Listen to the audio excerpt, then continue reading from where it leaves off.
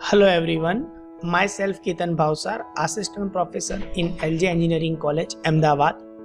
In VLSI Design subject, today's topic Anvil Fabrication Technology from chapter number 2, CMOS Fabrication Technology and Design Rule. Now, in previous session we discussed about NMOS technology and we also discussed about the NMOS fabrication, that how NMOS transistor is actually designed with help of the silicon based fabrication technology, and there are the number of processes that we have to perform when we're talking about the fabrication of NMOS, and then we have to fabrication a PMOS. Same, but the difference only between the NMOS fabrication and PMOS fabrication is that we have to take a different types of substrate, and also we have to take care about the doping density type. So in previous session we discussed about the how we can fabricate NMOS and how we can fabricate the PMOS technology. Now in today's topic we are discuss about the Anvil fabrication. Now what is Anvil fabrication? So in Anvil fabrication we are talking about a anvil. So ultimately when you're talking about the anvil, then we have to take a p-type of substrate, as you already know. Suppose in previous session we already discussed, if you want to design an NMOS transistor, then you have to take a p-type of substrate, and you have to design a PMOS transistor, then you have to take an n-type of substrate. So as you can see, we take the p-type of substrate. In second step, after taking the p-type of substrate, we have to apply the SiO2 layer. It is generally an oxidation process to provide a connectivity, or also we can say that it provides the protection to our substrate, and we have to apply this process on approximately 1000 degrees Celsius. At this stage, permit the selective etching, the SiO2 layer is subjected to the photolithography process. So in previous session we already discussed the photolithography process, that how we apply the different types of content on our substrate. So in this process the wafer is coated with a uniform film of photosensitive material, or it's a photoresist material. Now photoresist material, as you can see, it provides the better connectivity to the substrate, and there are the two type of photoresist material that we already discussed, positive photoresist material and a negative photoresist material. After the photoresist material, we have to take UV lights, or we have to apply UV lights on particular area with using a mask, and that particular mask is applied on one particular region of the substrate. With help of the UV lights, it's etching a particular area or portion, and this mask is generally used to creating the windowing bit on the substrate. So as you can see, after applying the UV lights on particular masking area, you can see it's a window is created, and this process it's also called as the etching sometime, because it's removing the specific content from the method, or it removing the specific region from the substrate. The wafer is immersed in an etching solution of hydrofluoric acid, which remove the oxide from the area through which dopant are to be diffused. As you can see, we have to create the windowing method over there, and we have to apply the doping or diffusion process over here. So that's why we have to remove the additional photoresist material and oxidation from this region. During the etching process, those portions of the SiO2 which are protected by the photoresist layer are not affected. The photoresist mask is now stripped off with a chemical solvent, or H2SO4, as you can see. Now we also remove the photoresist material from the substrate using a chemical processes, that as you can see, and this process is also called as a etching. So etching is a similar word. Etching means to remove the content from the substrate. It's called as a etching. The N-type impurities are diffused into the P-type substrate through the exposed region, thus form an anvil. So N-type of impurities are diffused into the P-type of substrate. And similarly, in previous session we already see the NMOS fabrication. In NMOS we are diffused the N-type of impurities in P-type substrate, and here we also design the anvil. So we add N-type of impurities diffused on the P-type of substrate. So the process is similarly as you can see. As you can see, we create here N well. So we diffuse here N type of impurities and in P type of substrate. So N well region is created over here. The layer of SiO2 is now removed by using the hydrofluoric acid. So here they are using the hydrofluoric acid, means you simply say that they're removing the SiO2 because there are the number of processes it is taken place, but it based on the technology that particular firm, or we can say that particular company is using. The hydrofluoric acid is one of the method for removing the SiO2 layer from the substrate. So now your region is look like this. We have a P type of substrate and N well, so it's look like this, as you can see. Now depositions of the polysilicon and thin oxide layer on the substrate. So similarly, after removing a particular SiO2 layer, we have only this particular region. As you can see, we have a particular this type of substrate, now P type substrate with N well, and now you can see again we apply the polysilicon and SiO2 layer to provide the conductivity and also provide the safety and protection to the substrate, and it provides the specific protection to our P type substrate with N well. Expose the two regions required for fabrication of the gate for NMOS and PMOS transistor. The remaining portion of polysilicon is stripped off.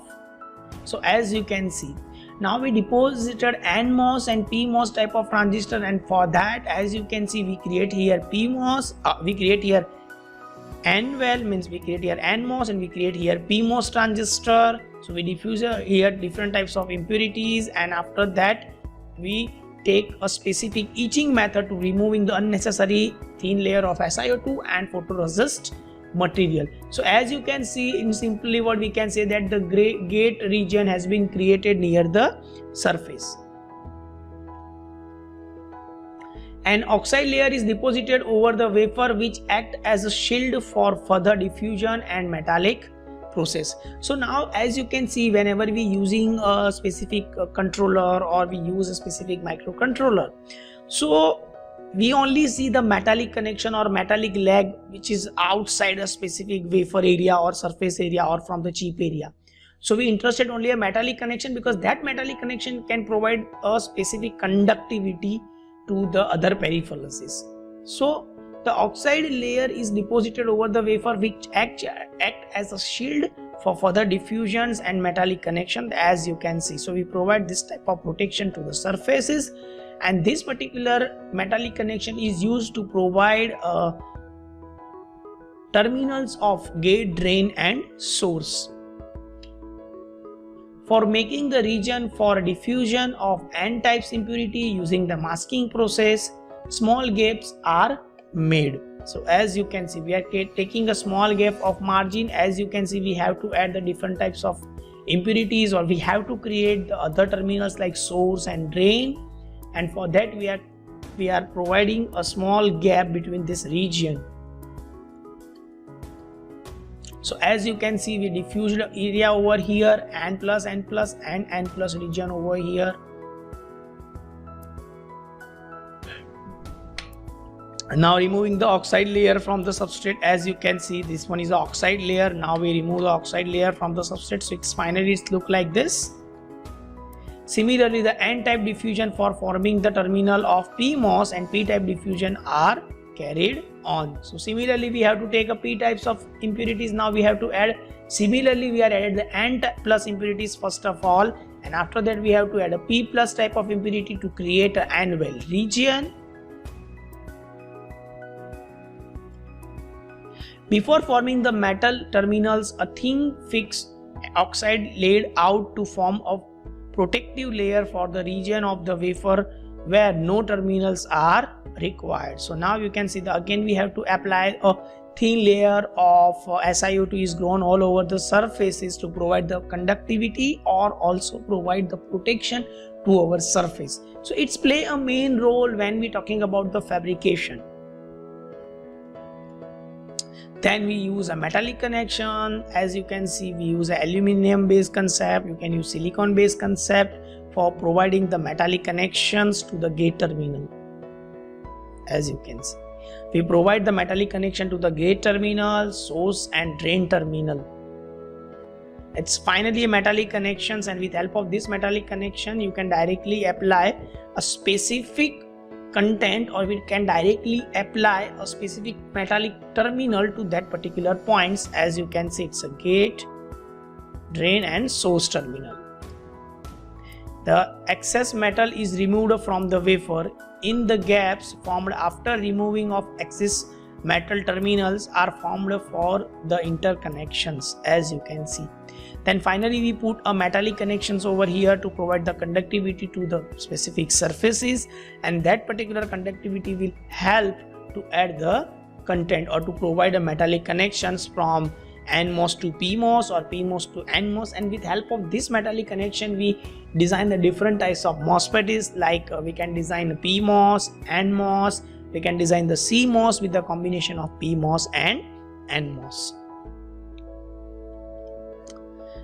Now accessing the terminal names are assigned to the terminals of NMOS and PMOS, definitely because in NMOS and PMOS we have a different position of source and drain terminal. So as you can see, we have a source, drain and gate terminal. We have source, gate and drain terminal, and this one is a body terminal. See, basically in the digital system design, whenever we deal with the CMOS technology, we only considering the three main region, gate, drain and source, but we are not considering the body region. But now we have to take and consider the body region too, because body is also play a main role when we are dealing with the VLSI technology.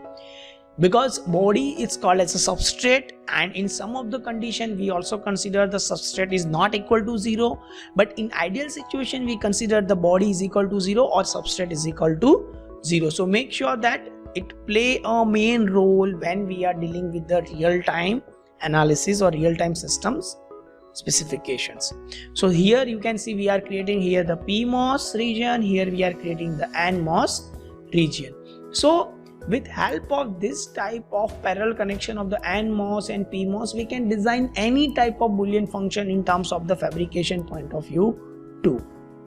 So here finally our N-well fabrication will be finished now, and in this particular fabrication technology you have to make sure that each and every step is similar as a NMOS or PMOS fabrication, but we have to merge NMOS and PMOS steps, and finally we can design a N-well fabrication.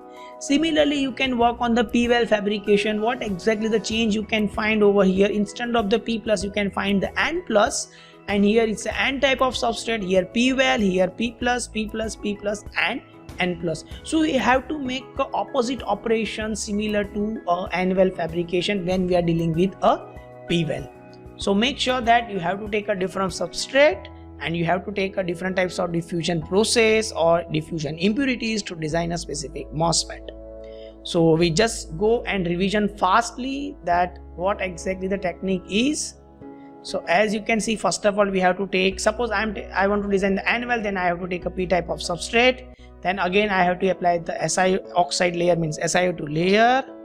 After that I have to apply the photoresist material to provide the conductivity. Then we have to apply the UV lights, and then we have to mask a specific area, and we have to expose or we have to create a windowing on that particular area. So it's finally look like this. After we removing the photoresist and SiO2 layer 2, after we removing the photoresist material from the substrate, and then we diffuse the N-well region over here, as you can see, after removing the photoresist material.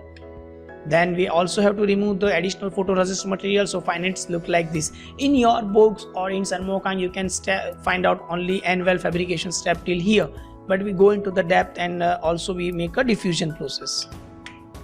As you can see, we apply the thin oxide layer and polysilicon on the terminal. After that we are applying the gate terminal or of NMOS and PMOS. Then we take a diffusion of impurities with help of the oxide layer. So finally for the N plus diffusion is already take place. Now we work on the P plus diffusion. So finally it look like this, and after that we put additional oxidation process and metallic connections, and with help of that metallic connection you provide the conductivity between the terminals. and then you can see we are creating the NMOS and PMOS with help of the NVAL, and similarly you can work for the PVAL too. So now we move to the next topic. In next topic we are talking about the design rules. So which type of design rule is generally used to design the CMOS technology or design a specific chip, and with help of this particular technology how the modification is to be take place and how you can add the number of transistors we have to study in next session. And it's called as a lambda based rule. This rule is very important whenever we work on the backend software side too. So thank you very much for this session, and I hope you like this session. If you have any doubt then you can contact me. So thank you very much.